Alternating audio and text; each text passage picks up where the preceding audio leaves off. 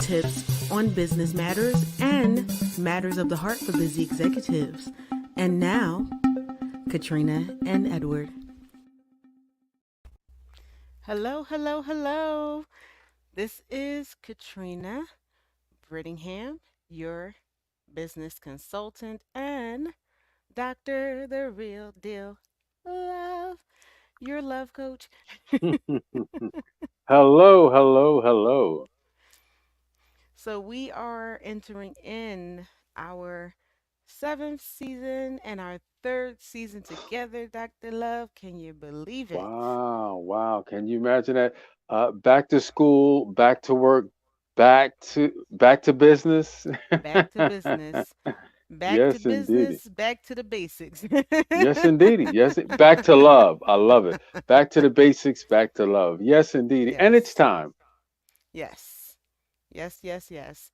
Although I would say when I gave myself this vacation, I was like, oh, it's just going to be so much time, but it flew by.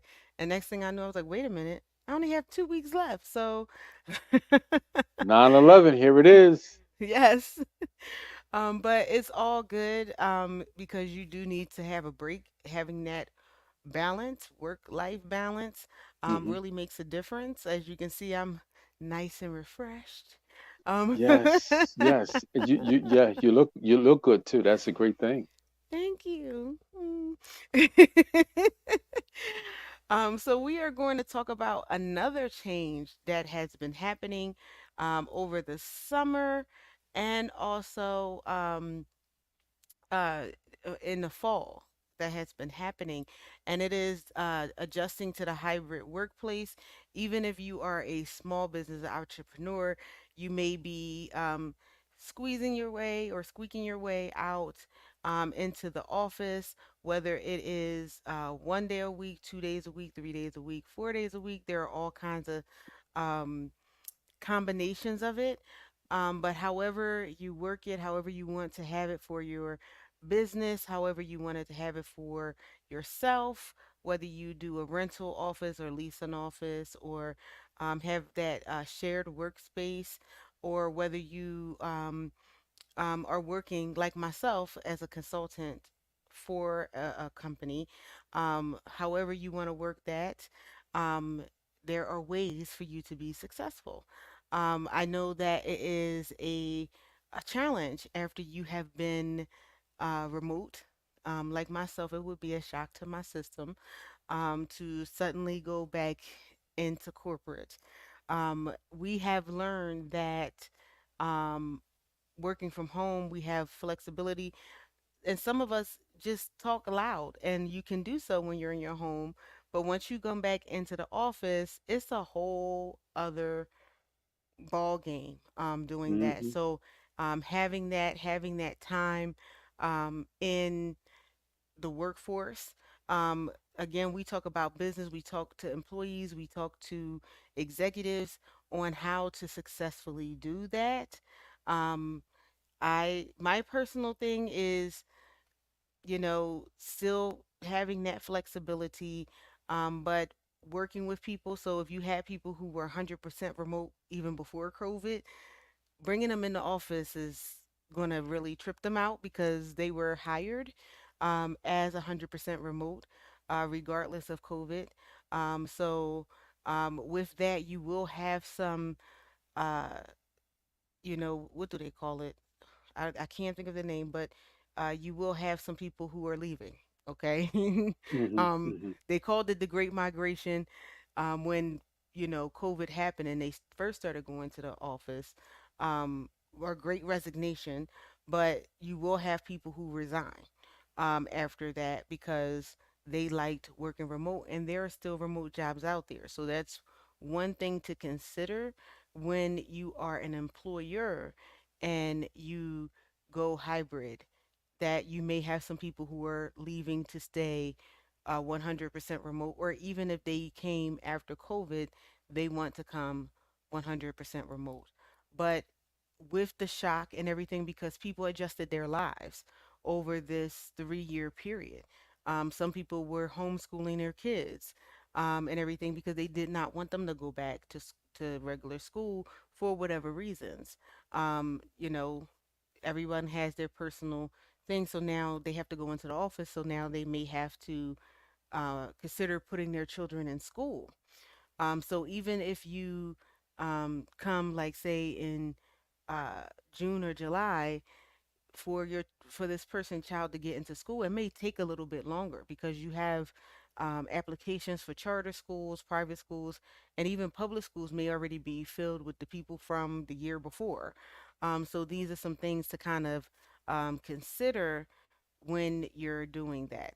So if you have people who have these circumstances, you might want to have maybe like an exception form or exception process to review people's situations individually, because Hmm. it might not be so easy for them to change their lives back to going to school. Um, for that and transportation and all kinds of stuff.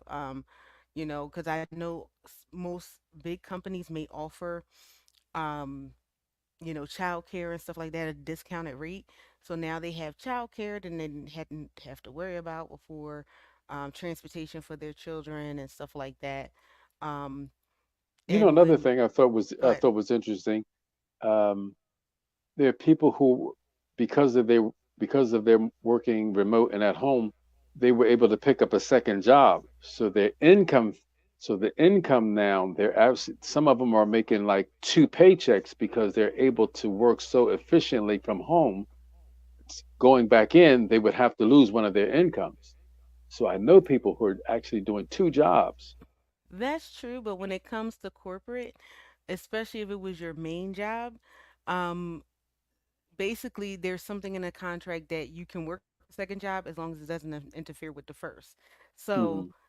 you know, that can be a little tricky because Hmm. especially if that was your main source of income, it'll be like, well, now this job is interfering, um, and everything like that. So they wouldn't the workplace, depending on how big the workplace is and what their procedures is, it would just be like, well, we were your priority. So Hmm. you have to Hmm. be careful with that.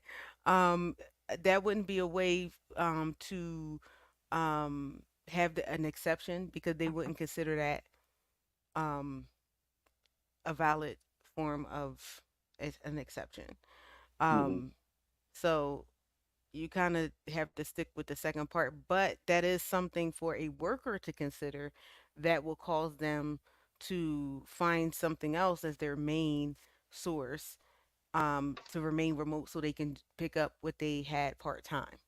Hmm. So yeah, it's that gets tricky, but it's a good point.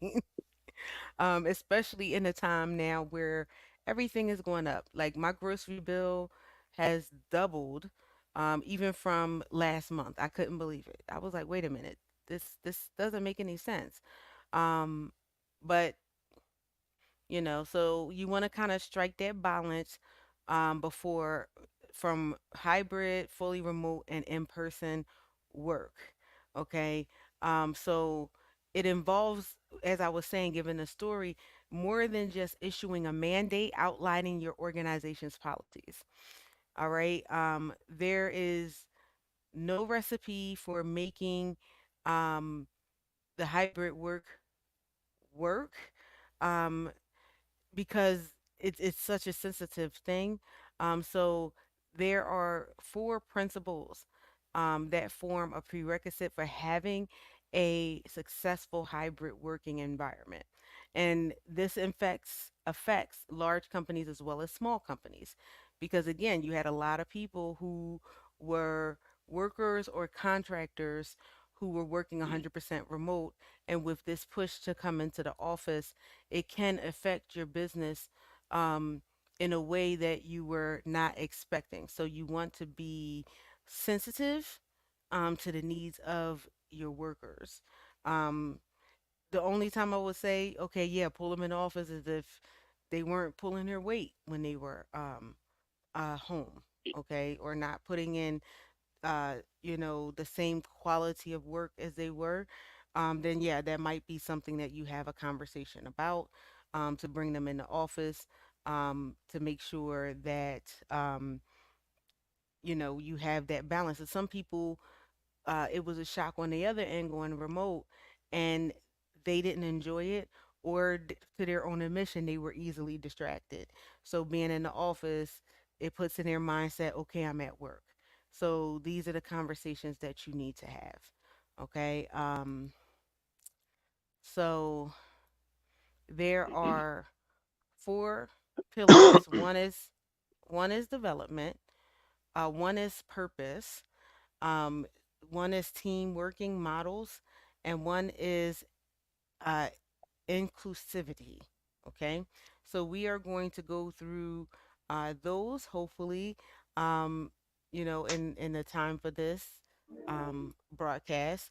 So companies do continue to offer perks like indoor and outdoor work areas, wellness solutions, high end facilities for fitness. Some companies do have a gym on site. I used to work at a company that had a gym on site, and it was wonderful. Um, I lost like 80 pounds doing that, and everything, because I could go on my lunch break. So I no longer kind of had an excuse like get home, I'm too tired, or in the morning, oh, that's too early, I just can't make it. I would take my lunch break and I would work out, and it worked out for me. So those are some perks for you going back in the office if you want to. Um, a big downside for people is the commute. Gas is $1 million a gallon, or it seems like it at this time. So that is an expense that people have grown accustomed to not having because um, I can make my gas tank last for longer than I ever thought I could, because I'm not moving it as much. Hmm. Okay. I'm just going to work. And some people shaved off an hour, 2 hours, an hour and a half commute. And this is the commute without having an accident on the road, and everything. And how people started to see how um, this added to the quality of their day. So you're gaining back at least 2 hours a day, or 4 hours a day just on your commute.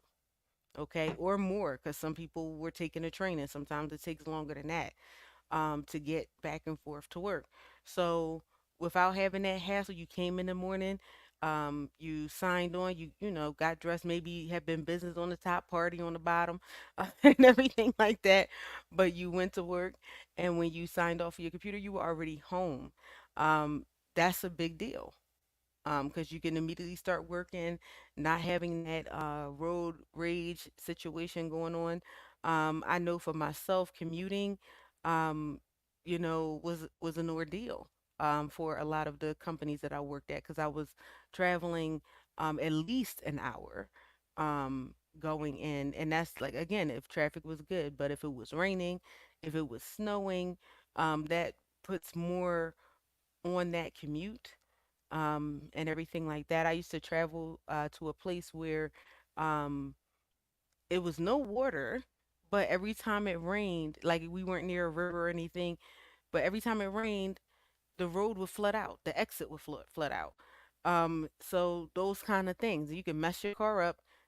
They always say don't run over the water, because you never know how deep it is. And actually seen people's cars start floating. Hmm. So those are the things that people have to consider. So are your perks commute worthy? Are am I like, okay, I'll take this commute to get this perk that's in the office? Um, that's something for people to do. So, um, one of the things that you need to focus on, rather than what days of the week people return to the office, instead provide employees clarity on the type of workplace experience that best aligns with their specific role and career progression. I cannot speak. Um, so, um, you have to consider things like a lot of companies are now having hotel space, where you don't have a set desk, but you have to select the place that you want to, that's available. Um, so is that the most convenient and elaborate? How is your space? Is it open space? What type of work are they doing? Are they working for you, but maybe for a client of yours? What type of work are they doing? Do they have um, security issues, PHI? Do they have a lot of meetings versus are they in a place where they're doing like production during the day? So they're not in meetings, they're the production staff. These are the things that need to be considered. And when you combine people who are having a whole bunch of meetings during the day that can't sit and clog your conference room up all day because there's other people who are having meetings throughout the day, how is that going to mishmash with the people who are doing production? These are the things that you need to consider when you are bringing people back into the office because it does make a difference. Like I said earlier, case in point, I work for a client as a consultant, and I didn't even consider how loud, I am because I'm in my own office, home office, set up for this. And I had a colleague of mine who went back to the office and they were like, somebody came to them and was like, you forgot your cubicle voice, huh? And then I thought about it. I'm Mm-hmm. like, how loud am I? Because I don't really pay attention because I'm not bothering anybody Mm-hmm. in my home office. And so little things like that makes a difference and can affect the quality of work of people around you. So do you have quiet spaces where the people who do that can do those types of things as far as the production where they can be quiet and maybe an area where people who have a lot of meetings and have learned to use their volume at a different level Mm-hmm. can Your do it inside because voice. yes, because now if you're whispering and you have a client that you're not on site for, but you're at the office location, now they're like, I can't hear you, you're talking too low.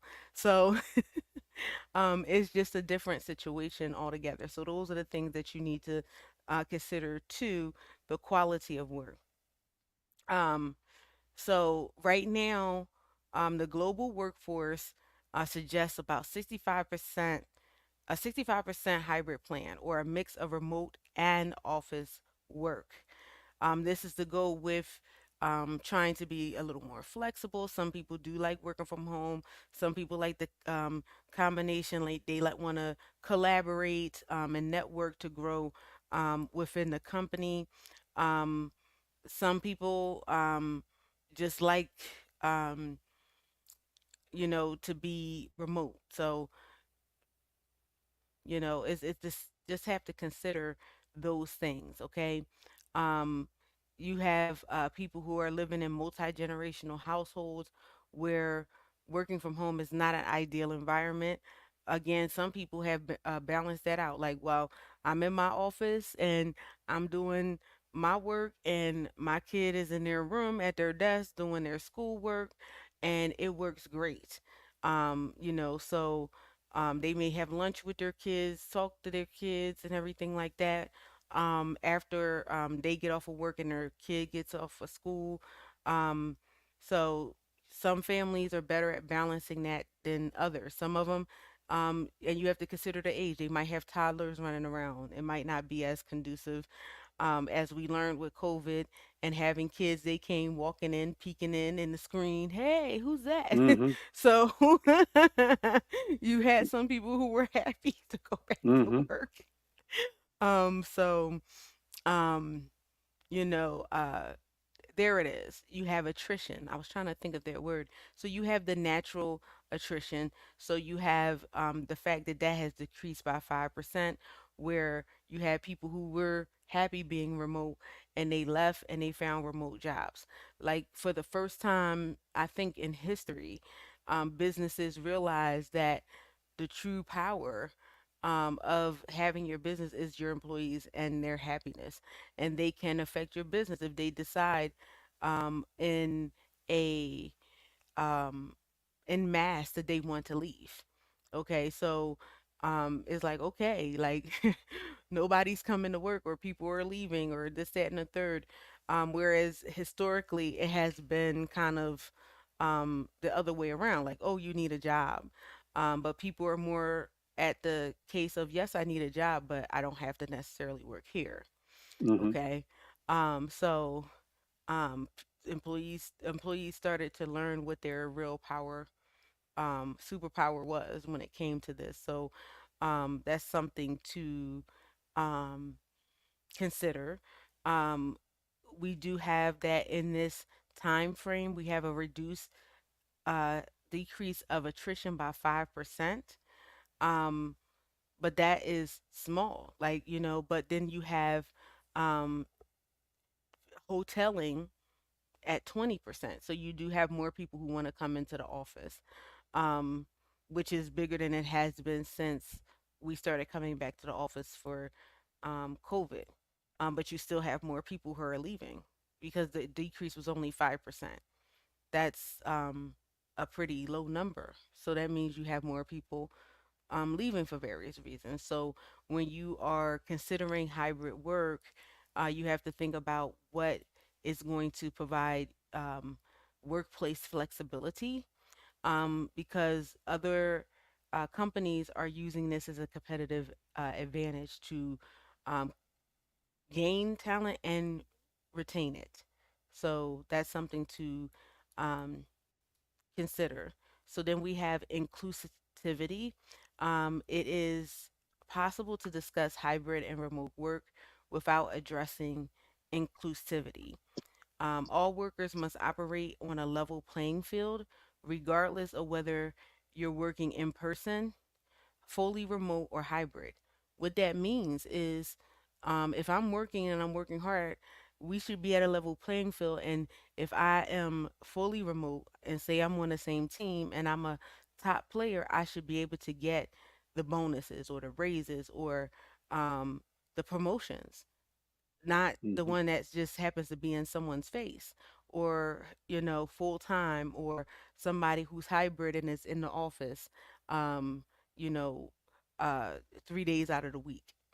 Okay, so you have to make sure that there is not a proximity bias, like just because I'm in your face, am I a quality worker? That's what we need to Hmm. look at.